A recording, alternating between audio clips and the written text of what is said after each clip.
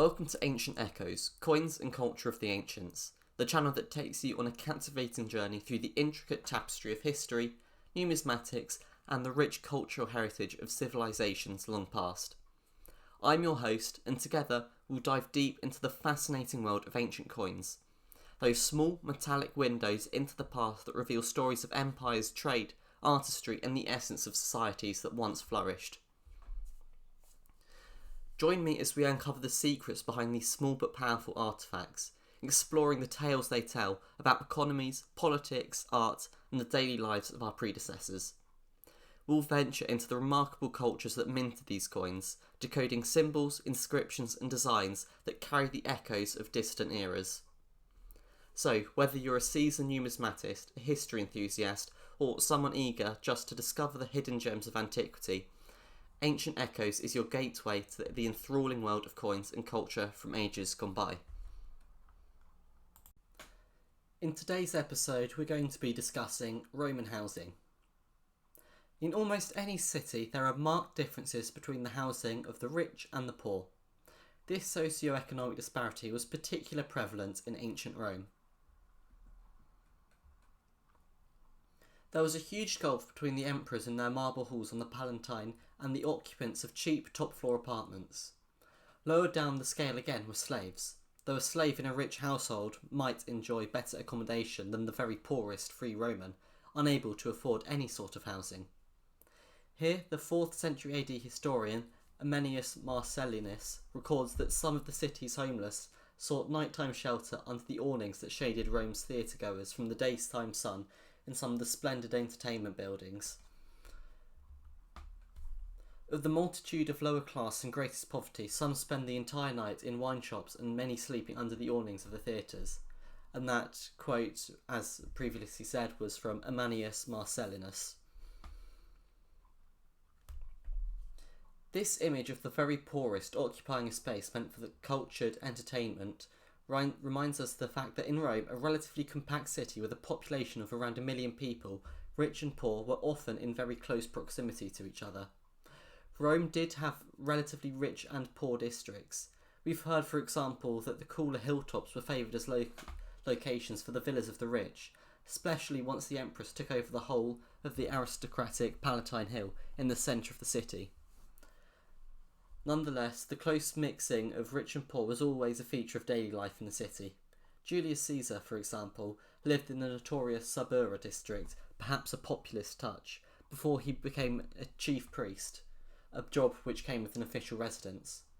Sometimes the private land of the super rich was opened up to public use.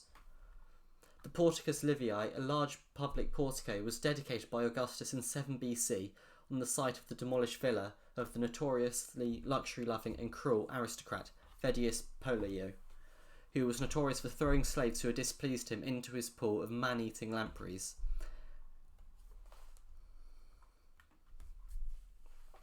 This mixture of rich and poor was also found within individual buildings. The atrium house, widely seen in Pompeii, is often thought of as the typical model for Roman housing, with its single-storey layout centred around a hallway, atrium, open to the sky in the centre, and sometimes a little courtyard garden behind. The atrium house has associations with high stateless, partly because such houses were laid out to receive large numbers of public visitors, as a high-ranking politician might expect. However, better preserved Pompeian villas suggest that in such buildings slaves might have slept in service areas or corridors, only a few feet away from the grand cubicula of their masters, what we might call horizontal stratification of the rich and the poor. Atrium houses could also be found in Rome. However, a more common form of housing in Rome, a densely built up city with high land prices, was the apartment block or insula. Here, the Roman architect Vitruvius explains that population density forced the Romans to build upwards. The very extent of the city and the limitless number of inhabitants causes a need for huge numbers of dwellings. Since a low-rise area could not accommodate such a multitude in the city, the circumstances forced us to turn to making buildings taller. If atrium houses separated different statuses horizontally, these brick and concrete blocks could be vertically stratified. The lower floors, reached by a shorter climb, and with at least the possibility of flowing aqueduct water, often contained relatively large and pleasant apartment spaces. Higher up the building, the size and the quality of the accommodation often declined. Here, the late 1st century AD satirist Juvenal, in a long poem about the ills of urban life in Rome, sympathises with the fate of poor top-floor tenants with their limited living space and furniture, poor quality accommodation, and a risk of fire. And I'll read this extract from Juvenal Satire 3 now. We inhabit a city that's held up, for the most part, by thin props. That's how the landlord's manager props up collapsing buildings. Once he's covered up a long-standing gaping crack, he tells us to sleep safe in tottering ruin.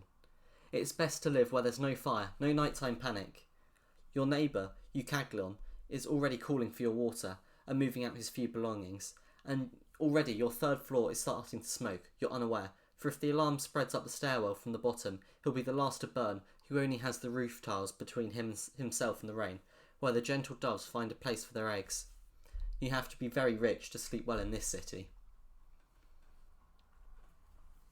Moving on, the ground floor of these apartment blocks often contained single-room shops or restaurants, providing a vital service to tenants who might be unable or not allowed to cook in their crowded living spaces.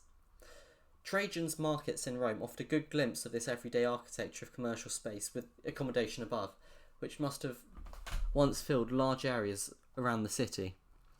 At Pompeii, and particularly at the port town of Ostia, these shop and tavern spaces survive well enough to let the visitor imagine the bustle that must have once filled them.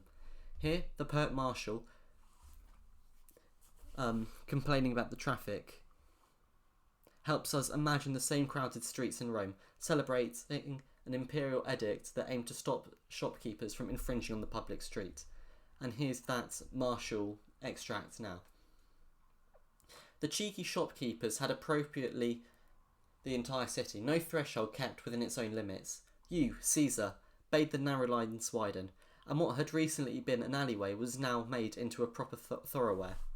No column is now encircled with chained-up wine glasses, nor does the magistrate have to wade through the mud in the middle of the street. The barber's razor is no longer drawn blindly in the midst of a large crowd. The grimy eating house doesn't occupy the whole street. Barber, barman, cook, butcher, they all keep behind their own thresholds. Now it's Rome, before it was one giant shop. And I think that sums up the state of shops very well in Rome, and also the crowded nature of Roman housing.